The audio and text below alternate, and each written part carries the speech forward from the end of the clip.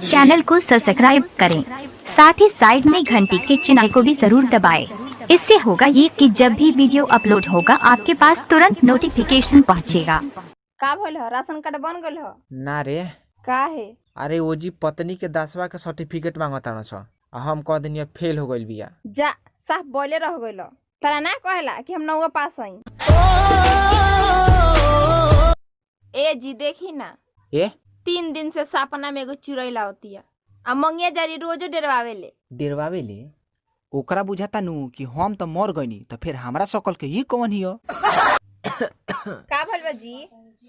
हमरा बुझाता कि कोरोना वायरस हो गइल बा। हे भगवान, इहाँ का मत होको, भले हमरा हो जाओ। का भगवान सुन न ले कर बात। का हो? ए हमार कौन बात तहरा सबसे अच्छा लागेला? ई है कि हमरा माई के तबीयत खराब बा, नैहर पहुंचा दी। सुनी ना, का रउआ हमरा से बहुते प्यार करे नीनू। ना ना तो हमार तबीयत खराब रहे त काहे हॉस्पिटल में रात भर इंतजार करत रहनी? काहे कि डॉक्टर सॉरी बोले के वादा कइले रहे। सुन तारी, का हो? ते हमरा के 100 रुपया देबे नु त हम तोरा के 1 लाख के बात बताए। लो बताओ।